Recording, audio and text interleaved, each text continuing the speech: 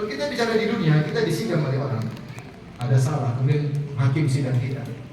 Kalau seorang itu atau terdakwa mengaku, itu cara paling ampuh. Dia mengaku sebagai kesalahan, tidak perlu lagi datangkan saksi, tidak perlu lagi bukti-bukti, dia ngaku selesai. Tetapi di dunia orang tidak mau ngaku karena dia tahu kalau dia ngaku dia akan habis. Dia akan ditangkap, mungkin dibunuh, akan macam-macam, akan diambil hartanya, sehingga orang tidak mau ngaku, sehingga hakim butuh mendatangkan bukti-bukti. Tapi kalau kita ngaku di depan Allah, justru sebaliknya, kita ngaku dosa-dosa kita, maka kita akan selamat. Jadi kita nggak perlu malu. Kalau ngaku di depan hakim kita malu. Tapi kalau ngaku di depan Allah adalah ibadah, justru pintu keselamatan. Wa akharuna i'tarafu bi dzunubihim. Dan sebagian orang mereka mengakui dosa-dosa mereka. Jangan sampai kita tidak mengakui dosa, akhirnya baru mengaku di hari kiamat kelak yang dimana sudah tidak bermanfaat. Allah Subhanahu wa taala menyebutkan tentang orang-orang kafir yang mereka baru mengaku di hari kiamat kelak. Dalam surat Ghafir ayat 11 kata Allah, mereka berkata fa'tarafna bidzunubina fahal ila khurujin min sabil. Ya Allah, kami ngakui dosa-dosa kami. Fa'tarafna bidzunubina, kami ngaku sekarang ya Allah. Fahal ila khurujin min sabil, adakah cara untuk bisa keluar dari neraka? Jawabannya tidak ada. Percuma mengaku di hari kiamat kelak. Demikian dalam surat Al-Mulk ayat 11 Allah berfirman, fa'tarafu bidzunubihim fasuhqan li ashabis sa'ir. Mereka pun mengakui dosa-dosa mereka, maka celaka bagi mereka masuk dalam neraka jahanam. Maka ini ibadah yang agung yang harus kita lakukan, mengaku dosa-dosa kita. Oleh karenanya ada zikir-zikir yang minta kita untuk mengaku dosa. Kita ketika baca zikir tersebut kita berhenti untuk kita mengaku dosa-dosa kita. Seperti zikir pagi petang, zikir sayyidul istighfar apa? Allahumma anta rabbi, la ilaha illa anta khalaqtani wa ana 'abduka wa ana 'ala ahdika wa wa'dika mastata'tu. A'udzu bika min syarri ma sana'tu. Ini dia adalah aku berlindung dari dampak keburukan yang sudah aku lakukan. Berarti ngaku maksiat kan? Ngaku maksiat kan? Dan kita tahu pasti ada dampaknya, maka kita berlindung. Ya Allah, saya maksiat. Makanya a'udzubika min syarri ma sana'tu. Aku berlindung dari keburukan apa yang telah aku lakukan. Itu dosa-dosa. Kemudian saya itu abu'u laka bi ni'matika alayya, aku mengakui meskipun aku seperti ini, aku akui seluruh nikmat kau terus turunkan kepadaku. Kemudian pengakuan berikutnya abu'u bi dzambi. Dalam sebagian riwayat abu'u laka bi dzambi. Dan aku mengakui dosa-dosa. Abu'u bi dzambi maknanya ya Allah, ada dosa-dosa yang aku pikul belum bisa aku tinggalkan. Aku mengakui hal tersebut. Tolonglah itu di antara doa dalam syair istighfar kita renungkan ini makna. A'udzubika min syarri ma sana'tu, itu pengakuan. Kemudian abu'u bi dzambi, yaitu aku mengaku aku datang bertemu dengan engkau dengan memikul apa? Dosa. Ini salah satu zikir yang itu ada di ikhraf. Di antara juga dalam doa istiftah, wajjahtu wajhiya lilladzi fatara as-samawati wal ardh hanifan wa ma ana minal musyrikin. Inna sholati wa nusuki wa mahyaya wa mamati lillahi rabbil alamin. La syarika lahu bidzalika wa ana awwalul muslimin. Kemudian Allahumma antal maliku la ilaha illa anta. Anta rabbi wa ana 'abduk. Zalamtu nafsi wa taraftu bi dhanbi. Faghfir li dhunubi jami'an. Innahu la yaghfiru dhunuba illa anta. Wahdini li ahsanil akhlaqi la yahdi li ahsaniha illa anta. Wasrif anni sayyi'aha la yasrif anni sayyi'aha illa anta. Allahumma inni laka wa ilaik. Wa syarru laysa ilaik wal khairu wa labbaik wa sa'daik wa syarru laysa ilaik wal khairu bi yadaik inni laka wa ilaik tabarakta wa ta'ala. Ini doa istiftah panjang banget ya. Sudah hafal belum? Belum. Yang hafal yang mana? Ini doa istiftah panjang dalam Sahih Muslim dari kalau salah Ali bin Abi Thalib. Kita ulangi doanya kepanjangan. Tapi di antaranya Rasulullah dalam doa itu mengatakan, Allahumma anta rabbi wa ana 'abduk, dzalamtu nafsi. Aku telah berbuat dosa terhadap diriku, wa taraftu bi dzambi, dan aku mengakui dosa-dosa. Faghfir li dzunubi jami'an innahu la yaghfiru dzunuba illa anta. Jadi ada iktiraf, saya mengaku dosa. Tapi di antara kalau kita baca doa tersebut, hendaknya seorang merenungkan di antara ibadah yang agung adalah mengakui dosa-dosa.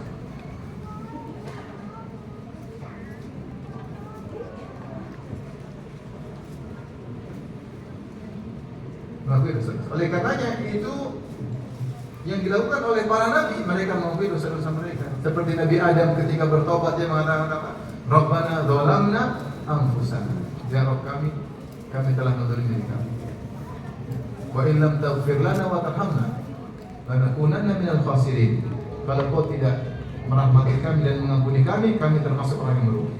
Apa kata Nabi Yunus alaihissalam ketika dalam perut ikan paus? La ilaha illa anta subhanaka inni kuntu minadh dhalimin. Maka di antara ibadah yang agung al-i'tiraf bidunub, seorang duduk kemudian dia ketika baca zikir tersebut dia mengakui dosa. Dosa kita banyak yang telah lalu, yang kita sudah bertobat entah diterima atau tidak, wallahu a'lam. Yang waktu kita bisa melihat yang tidak, wallahu a'lam. Bisa kita gunakan untuk merendahkan orang lain, menghibur orang lain, wallahu a'lam. Allah punya atau tidak. Kita ingat dosa-dosa tersebut. Itu di antara ibadah yang agung kepada Allah Subhanahu wa taala agar kita diampuni oleh Allah Subhanahu wa taala. Makanya sebagian ulama memandang ayat yang kita bilang ayat yang paling memberikan harapan kepada kaum muslimin adalah ayat ini. Ada ulama khilaf tentang ayu ayatin arja fi kitabillah. Ayat mana yang paling memberi harapan, yang paling membawa rahmat besar bagi kaum muslimin. Khilaf. Saya kalau tidak salah ada mungkin 10 pendapat, 15 pendapat. Ada yang bilang ayat ini, ada yang bilang ayat ini, ada yang bilang seperti, ada yang mengatakan ayat yang paling beri harapan adalah surat Az-Zumar. Qul ya ibadiyalladzina asrafu ala anfusihim la taqnatu min rahmatillah innallaha yaghfiru dzunuba jami'an. Wahai hamba-hambaku yang banyak melakukan maksiat, jangan putus asa. Sungguh Allah bilang ini ayat yang paling beri pengharapan. Ada ayat juga yang mengatakan yang paling beri pengharapan, innallaha la yaghfiru an yushraka bihi wa yaghfiru ma duna dzalika liman yasha. Allah tidak mengampuni dosa syirik dan Allah mengampuni dosa selain syirik bagi Allah kehendak. Ini paling beri pengharapan, yang penting saya tidak syirik, mudah-mudahan selamat. Ada yang bilang ini ayat yang paling beri pengharapan. Ada yang bilang ayat yang paling beri pengharapan adalah ayatul dain. Ya. Ayat dain itu dalam apa surat Al-Baqarah, di akhir-akhir surat Baqarah ya. Ya, Allah menyatakan kalau kalian mau utang piutang, faktubuh, maka tulislah. Ayatnya sangat panjang. Sebenarnya mengatakan bayangkan karena cintanya Allah kepada hambanya, Allah atur cara berhutang supaya hambanya tidak salah. Ketika Allah perhatian kepada seorang hamba urusan duniawinya agar tidak salah, berarti Allah sangat penyayang. Sampai detail masalah ayat terpanjang ayat tentang hutang piutang. Dan ada yang mengatakan ayat ini yang paling memberikan apa? Harapan. Karena kebanyakan manusia mencampurkan kebaikan dan keburukan. Selama mengakui dosa, Allah ampuni. Tinggal mengaku. Sering diulang-ulang pengakuan tersebut. Kita semua banyak dosa. Makanya apa ucapan para ustaz ketika di awal kajian? Innal hamdalillah nahmaduhu wa nasta'inuhu wa nastaghfiruh wa na'udzu billahi min syururi anfusina. Berlindung kepada Allah dari keburukan jiwa kami. Wa min sayyiati amalina, dari keburukan amal kami. Hatinya ada masalah, amal juga ada masalah. Ini banyak dosa. Kita banyak dosa. Makanya ketika Aisyah radhiyallahu anha dituduh berzina sampai heboh dalam hadis atau efek, Rasulullah datang kepada Aisyah, Rasulullah belum datang lagi, Rasulullah bingung. Sampai seandainya istrinya pun berzina, Rasulullah sudah bertobat. Karena Rasulullah tidak tahu. Rasulullah mengatakan, ya Aisyah, innal abda idza tarafa bidam, sungguhnya hamba jika mengakui dosanya, Allah ampuni. Aisyah malah jengkel karena Rasulullah masih kasih kemungkinan mungkin saja dia berdosa. Maksudnya Aisyah pengennya Rasulullah bilang, istriku pasti baik, gak mungkin. Tapi Rasulullah juga gak mungkin begitu kan. Rasulullah tidak tahu hal kok. Maka Rasulullah masih kasih dua kemungkinan.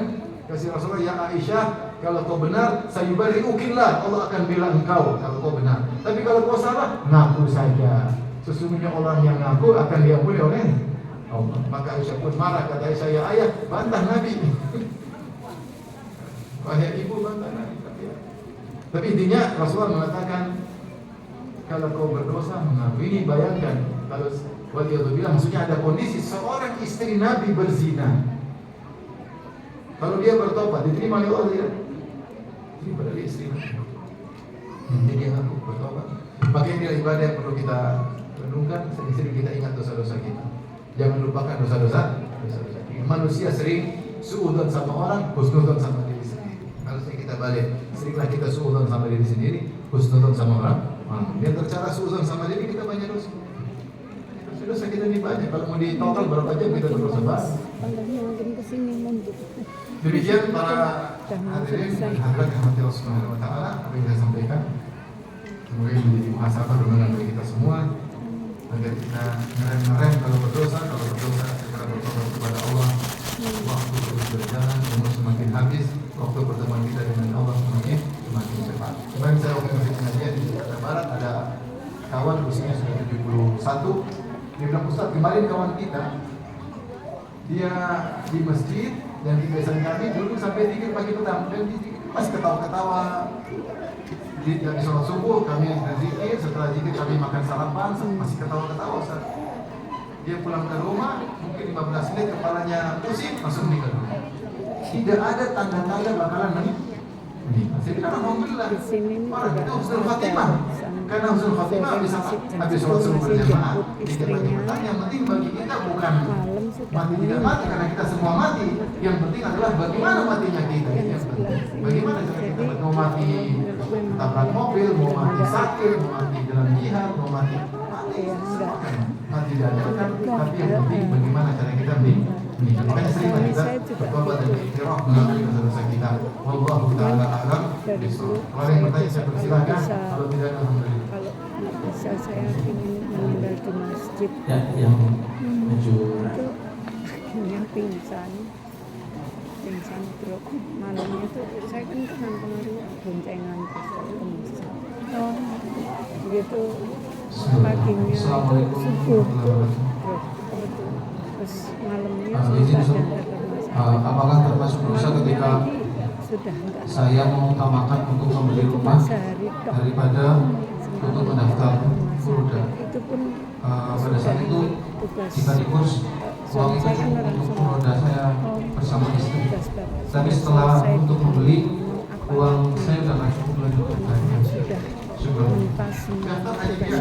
selesai. Benar. Kalau saya katakan dulu, Kalau meninggal jangan kewajiban haji ada khilaf. Apakah dia ala al-qaul atau ala tarah? Ya, ada khilaf ya. Kalau al-qaul maksudnya kalau kapan punya uang harus haji, tidak boleh tunda. Ini sebenarnya kalau tunda baru kan sudah ini kan saya salah itu ini nama ala tarah. Maksudnya yang penting haji, kapan saja tidak apa-apa. Langsung haji. Ada khilaf di kalangan ulama tentang hal tersebut. Ya. Itu pembahasannya panjang. Tetapi kalau kita mengambil pendapat bahwasanya haji adalah wajib secara langsung, itu kewajiban kita banyak ya. Karena kewajiban adalah kita ada kebutuhan yang ringan. Dan haji adalah tadi yang mampu. Adalah kebutuhan yang menjadi dipenuhi. Kebutuhan dari rumah. Dan dia merasa sangat butuh. Iya. Jadi kami pun sudah benar-benar. Tapi apa yang terjadi Allah alam ya, yang sekarang antum berdoa kepada Allah, kalau punya uang jangan di rumah lagi. Punya uang, fokus untuk apa? Haji. Dan haji tidak harus keluar atau data plus untuk BPOM yang jelas dapat apa namanya? Dapat kuota kecuali direbut oleh orang. Itu. Gimana harus menyadari juga siapa orangnya. Kalau Furoda haji deg-degan, saya sudah pengalaman haji Furoda deg-degan. Kita harus kalau yang sudah